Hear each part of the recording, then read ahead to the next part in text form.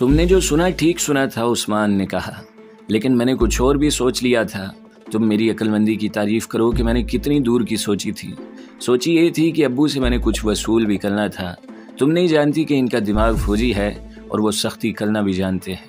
तुम्हारा क्या ख्याल है कि मैं अपनी तनख्वाह में से ऐशो इशरत कर सकता हूँ? मैं जितनी तनख्वाह फौज से लेता हूँ इससे 1.5 गुना ज़्यादा वजीफ़ा अम्मी या अब्बू से बटोर लेता हूँ। फिर यूँ कहें कि आप बिगड़े हुए शहजादे हैं, वीना ने मुस्कुराते हुए कहा। और मैं ये भी कह सकती हूँ कि आपको आगे जाना पड़ा तो आप तोप के गोले का धमाका भी बर्दाश्त नहीं कर सकेंगे। आगे जाने की नौबत ही नहीं आएगी, उस्मान ने कहा। अब्बू ने मेरे साथ वादा कर रखा है कि लड़ाई की सूरत में वो मुझे सेंटर में ही रुकवा लेंगे या इनके असर व रसूख से मुझे छावनी की ही किसी ड्यूटी पर लगा दिया जाएगा। वीना का सर झुका और उसने कुछ न कहा। क्यों वीना? उस्मान ने वीना की ठोड़ी के नीचे हाथ रखकर इसका सर ऊपर करते हुए कहा। क्या सोच रही हो? ये ऐसा मसला नहीं जिसके मुतल्लिक इतना ज़्यादा संजीदा हो गई हो। एक बात बताएं उस्मान साहब, वीना ने पूछा, क्या फ़ौज में तमाम अफसर या ज़्यादा से ज़्यादा अफसर आप जैसे शहजादे ही हैं? नहीं, उस्मान ने जवाब दिया। शहजादे भी हैं और वो मुजाहिद भी हैं जिनका इमेज तुमने अपने जहन में बिठा रखा है। वो लड़ने मरने के लिए भर्ती हुए हैं। वो सब मिडिल क्लास फैमिलियों के सर फिरे नौजवान हैं। इनकी मौजूदगी में अगर चंद एक अफसर शहजादे बने रहें तो कोई फ़र्क नहीं पड़ेगा।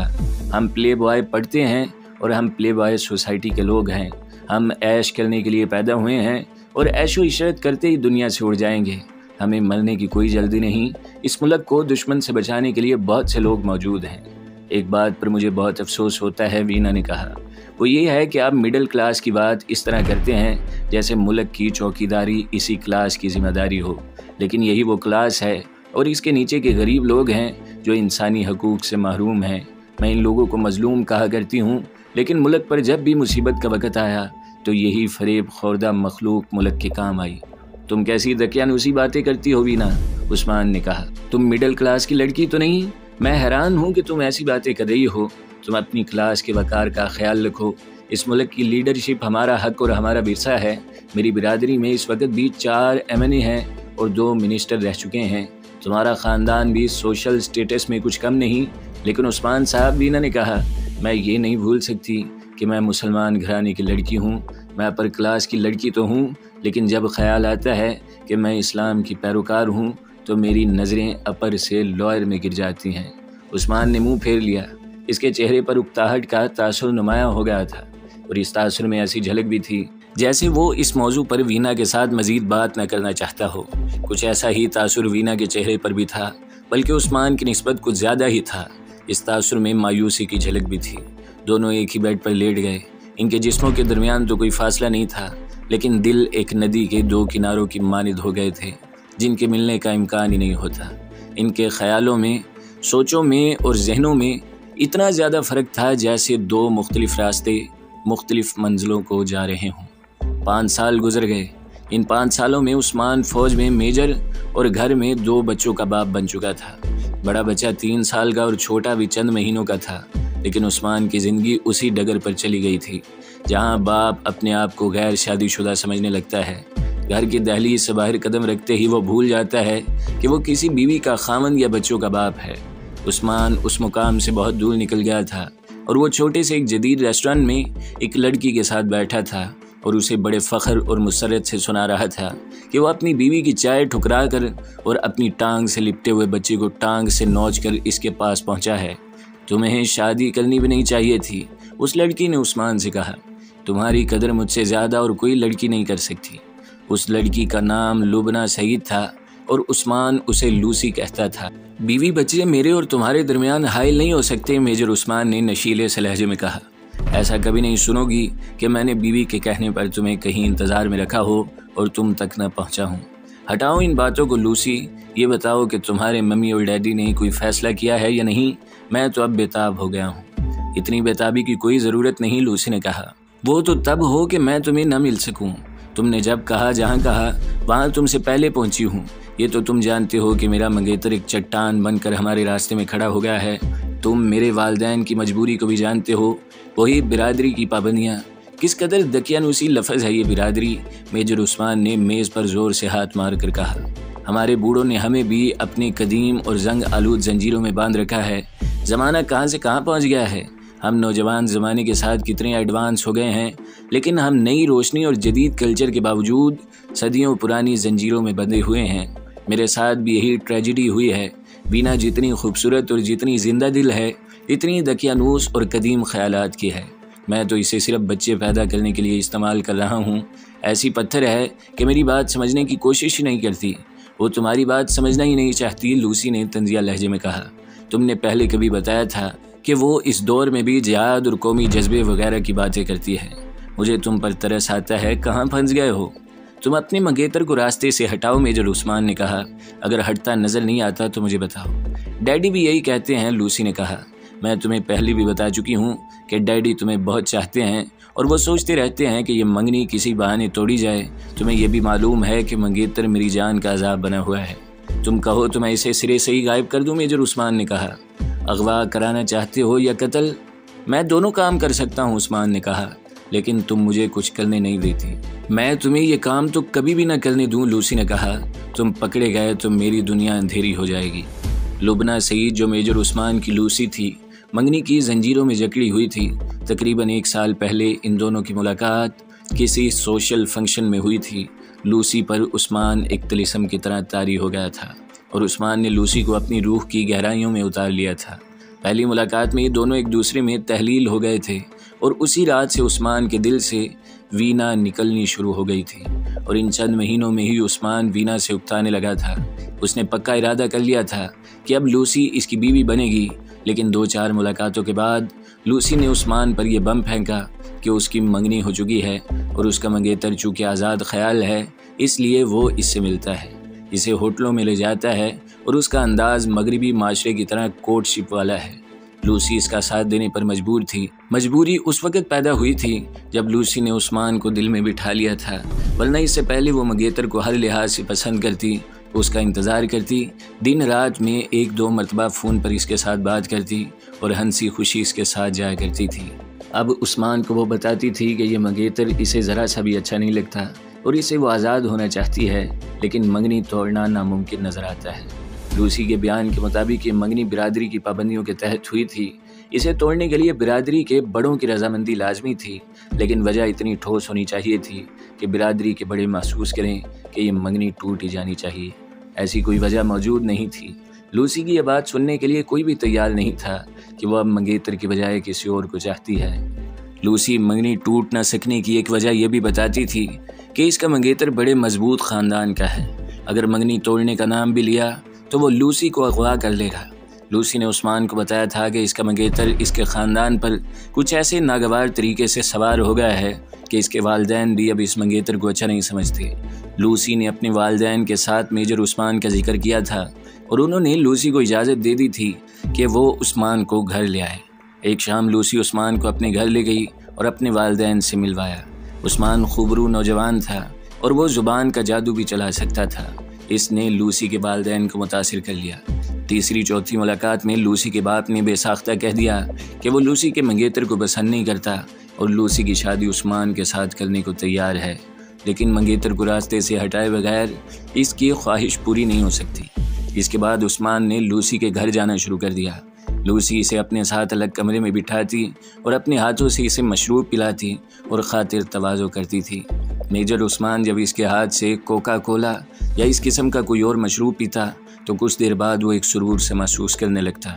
इस दौरान लूसी सरापाए रोमान बनी रहती। ऐसे में लूसी उस्मान को इससे कहीं ज़्यादा खूबसूरत और पुरकशिश नज़र आती थी जितनी वो थी। उस्मान पर जो नशे और सुरूर की सी कैफियत तारी हो जाती, इसे वो लूसी के हुस्नो इश्क का खुमार समझता था।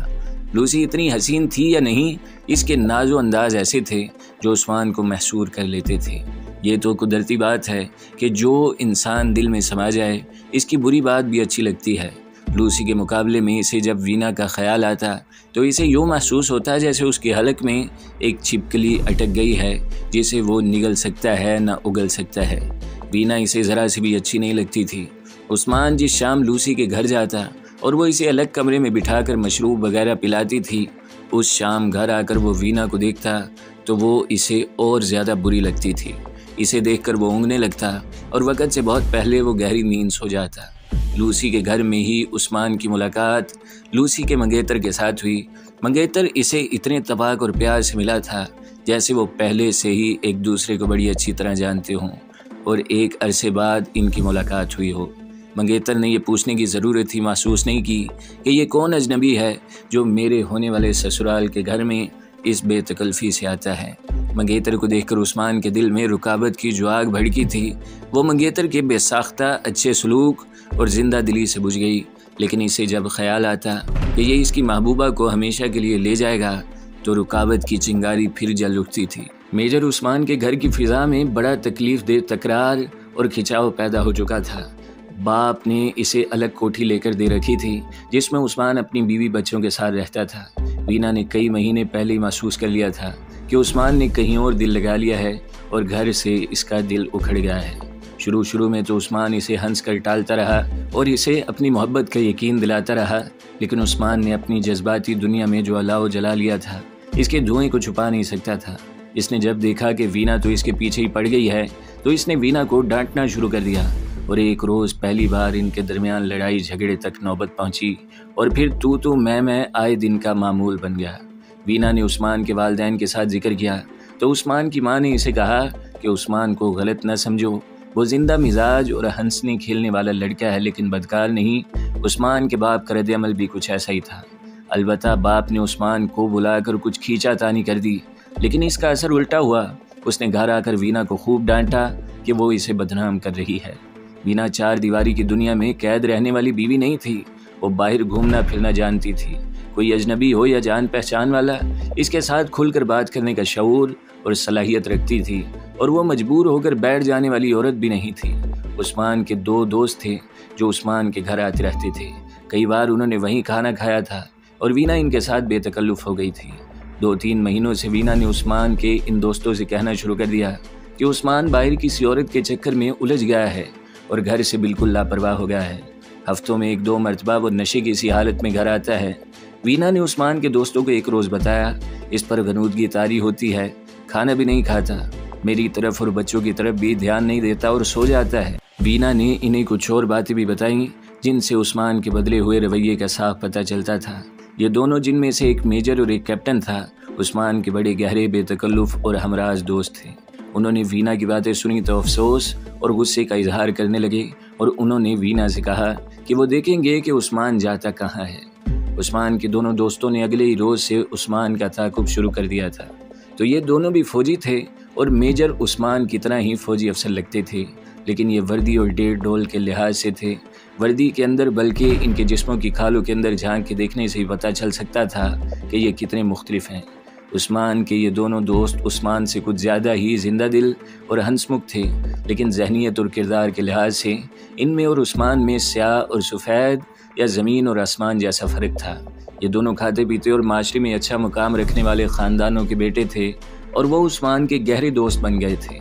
इनकी दोस्ती इतनी गहरी हो गई थी कि एक दूसरे के दुख सुख में बराबर के शरीक होते थे और इनकी दोस्ती इनके घरों तक पहुंच गई थी।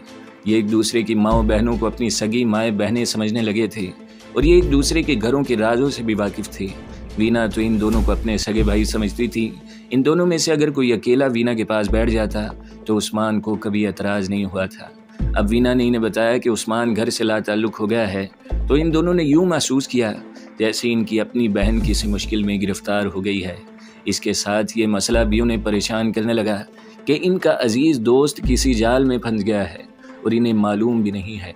अलबत्ता ये मालूम था कि उस्मान ऐश मौज करने वाला आदमी है और इनसे अलग हटकर इसकी कोई खुफिया प्राइवेट ज़िंदगी भी है। उन्होंने इससे कई बार पूछा भी था, लेकिन उस्मान ने हंस कर टाल दिया। अब वीना ने इन्हें उस्मान के बदलते हुए रवैये के मुतालिक बताया तो इन्हें यकीन हो गया कि इनका ये दोस्त किसी और ही रास्ते पर जा रहा है। उस्मान से बराह रास्त बात न कर ली जाए। उस्मान के एक दोस्त कैप्टन आसिफ ने इसके दूसरे दोस्त मेजर समी से कहा। नहीं, मेजर समी ने कहा, पूछने से वो कभी नहीं बताएगा। अगर इसने अपनी प्राइवेट ज़िंदगी को राज में न रखा होता तो वो हमें कभी का बता चुका होता कि किसी लड़की के साथ इसका दोस्ताना चल रहा है। एक बात बताओ, कैप्टन आसिफ ने पूछा, वीना भाभी ने जो बातें की हैं क्या तुमने इन्हें सच मान लिया है? हाँ यार, मेजर समी ने कहा, मैंने भाभी की हर बात को सच समझा है। तुमने नोट नहीं किया जो मैं कुछ अरसे से कर रहा हूँ? उस्मान का कोई अलग थलग और खुफिया शुगल है जो वो हमसे छुपाता है। ये तो तुम जानते हो कि वो डिस्को और पॉप म्यूज़िक का शौकीन है, और इसके 2-3 सिविलियन दोस्तों को मैं जानता हूँ जो इसी कुमाश के लगते हैं। हमें जासूसी करनी पड़ेगी। 1-2 रोज़ बाद शाम को उस्मान के ये दोनों दोस्त उस्मान को इतला दिए बगैर इसके घर को जा रहे थे। इनकी गाड़ी अभी उस्मान की कोठी से दूर ही थी कि उस्मान की गाड़ी कोठी से निकली और दूसरी तरफ चली गई। उन्होंने अच्छी तरह देख लिया कि गाड़ी में उस्मान अकेला है। कुछ फासला रखकर उन्होंने अपनी गाड़ी उस्मान के ताक़ुब में डाल दी। एक तो वक़्त रात का था और ट्रैफिक भी खासी थी, इसलिए उस्मान को पता नहीं चल सकता था कि इसके पीछे इसके दोस्तों की गाड़ी आ रही है। मेजर समी गाड़ी चला रहा था। वो सिर्फ फौजी नहीं था, इसने कमांडो तरबियत भी ली थी और वो एक इन्फेंट्री बटालियन में था। इसका ताक़ुब मुकम्मल तौर पर कामयाब था। उस्मान की गाड़ी 2-3 चौकों से गुजरती, मोड़ काटती एक कोठी में दाखिल हो गई। मेजर समी ने अपनी गाड़ी दूर ही रोक ली। फिर चंद मिनट बाद इसने गाड़ी चलाई और आहिस्ता आहिस्ता इस कोठी के सामने से गुजरा। कोठी के गेट पर कोठी के नंबर के अलावा नाम की जो प्लेट लगी हुई थी उस पर सिर्फ M.A. खान लिखा हुआ था। मेजर समी ने कोठी से तकरीबन 1 फरलांग दूर जाकर गाड़ी साइड पर पार्क की और दोनों सोचने लगे कि ये कैसे मालूम किया जाए कि M.A. खान कौन है और इसका उस्मान के साथ क्या ताल्लुक़ है। हो सकता है इनका कोई रिश्तेदार ही हो, कैप्टन आसिफ ने कहा। रिश्तेदारी तो इनकी बड़ी लंबी चौड़ी है, मेजर समी ने कहा, लेकिन यहाँ मुझे कुछ शक होता है। दोनों गाड़ी से निकल आए और गाड़ी के साथ खड़े हो गए। शक तो हो सकता है, कैप्टन आसिफ ने कहा। शक यही होता है कि उस्मान का किसी लड़की के साथ दोस्ताना हो गया है, लेकिन मैं सोचता ये हूँ कि लड़कियाँ तो बाहर मिला करती हैं। ये तो हो नहीं सकता कि हमारा यार लड़की से मिलने इसके घर आया हो। तुम अभी बच्चे हो आसिफ, मेजर समी ने कहा। तुम्हारी नज़रों में अभी गहराई और दूरबीनी पैदा नहीं हुई। ये पैदा करने की कोशिश करो। तुमने अभी अपनी सोसाइटी को भी अच्छी तरह समझने की कोशिश नहीं की। हमारी इस अपर क्लास में ऐसी बेगैरती पैदा हो गई है कि अपनी बेटी के ज़रिए अमीर कबीर आदमियों की जेबें खाली करते हैं। ये तो तवाइफ़ों के यहाँ होता है, कैप्टन आसिफ ने कहा। मैंने ये बात सुनी तो है, लेकिन मानने को जी नहीं चाहता। मानने को इसलिए जी नहीं चाहता कि तुम शरीफ और बाइज़्ज़त ख़ानदान के बेटे हो, मेजर समी ने कहा। क्या तुमने मिडिल क्लास और इससे भी नीचे की सोसाइटी को गौर से नहीं देखा? इन लोगों में भी ऐसे वालिदैन पाए जाते हैं जो किसी खाते पीते खुशहाल घराने के नौजवानों को अपनी खूबसूरत बेटी के रिश्ते का लालच देकर फांस लेते हैं और इसे चींटियों की तरह खाना शुरू कर देते हैं। ये तो ठीक है, कैप्टन आसिफ ने कहा। ऐसे घराने तो मैं भी जानता हूँ। वो मिडिल क्लास के लोग हैं। उन्होंने एक अमीर कबीर ठेकेदार के बेटे को अपनी बेटी का रिश्ता दे दिया, फिर शादी भी कर दी। लड़की की माँ बड़ी चालाक औरत है। इसकी 2 बेटियाँ और भी हैं। खुदा ने इन सब को हुस्न से नवाजा है और ज़ुबान का जादू चलाना उन्होंने खुद सीख लिया है।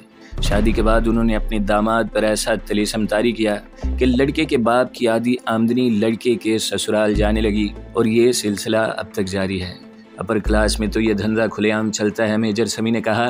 मुझे ये कहते हुए शर्म आती है कि हम दोनों भी इसी क्लास के अफराद हैं। फ़र्क यह है कि इस क्लास में इस धंधे पर सोशल कल्चर का लेबल लगा दिया गया है। ये लोग अपनी बेटी को इस लाइन पर डालकर फ़ख्र से कहते हैं कि हमारी बेटी सोशल है। मैं तुम्हें शादीशुदा औरतें दिखा सकता हूँ जिन्होंने अमीर कबीर आदमियों के साथ यारी लगा रखी है और इनकी आमदनी पर हाथ साफ कर रही हैं। उस्मान को तुम जानते हो, इसे हम बिला वजह तो शहजादा नहीं कहते। माँ बाप ने इसे पैसे दे देकर और ज़्यादा बिगाड़ रखा है। मुझे शक है कि इसे किसी ऐसे ख़ानदान ने घेर लिया है जिसका हम जिक्र कर रहे हैं। खुदा हम लोगों पर रहम करे, कैप्टन आसिफ ने आह भर कर कहा। हमारा मुल्क अमेरिका बनता जा रहा है। हर कोई दौलत के पीछे दौड़ रहा है। अपनी इज्जत और गैरत को भी नीलाम घर में रख दिया गया है। फैमिली प्लानिंग के महकमे ने ऐसे ख़ानदानों की लड़कियों के लिए कोई ख़तरा रहने ही नहीं दिया। बर्थ कंट्रोल का सामान खुलेआम मिलता है। ठहरो, कैप्टन आसिफ ने चौंक कर कहा। वो उस्मान की गाड़ी निकली। उस्मान की गाड़ी इधर ही आ रही थी। मेजर समी सड़क के साथ हो गया। उस्मान की गाड़ी आई तो मेजर समी ज़रा और आगे हो गया। उस्मान ने इसे देख लिया और इसने गाड़ी रोक ली। इसकी गाड़ी 15-20 गज आगे जाकर रुकी थी। वो उतरकर मेजर समी की तरफ दौड़ आया। इसके बाजू मेजर समी के साथ बगलगीर होने के लिए फैले हुए थे। मेजर समी ने भी अपने बाजू फैला दिए थे। दोनों दोस्त इस तरह मिले जैसे एक मुद्दत बाद मिले हों। कैप्टन आसिफ भी दौड़ा गया और ऐसी ही बेतकल्फ़ी और प्यार से उस्मान से मिला। हेलो सर, उस्मान ने समी से पूछा। आप यहाँ कैसे खड़े हैं सर? क्यों सर किए जा रहे हो यार? समी ने कहा। हम तो ऐसे ही घूमने फिरने निकले थे। तुम कहाँ जा रहे हो? एक मीटिंग पर जा रहा हूँ, उस्मान ने बुरा सा मुँह बनाया। इन रिश्तेदारों ने तो नाक में दम कर रखा है। और डैम इट, ये बास्टर्ड कज़न है। हुक्म मिला है कि इसे मॉडल टाउन ड्रॉप कर देना। इस पिक एंड ड्रॉप ने तो मेरी जान खाली है। जी चाहता है गाड़ी बेच डालूं। ये MA खान तुम्हारा कोई रिश्तेदार है? टू फॉर रिलेशन उस्मान ने कहा। दूर पार की रिश्तेदारी है और इनकी मेरे फादर के साथ बड़ी गहरी दोस्ती है जो मुझे कभी कभी महंगी पड़ती है।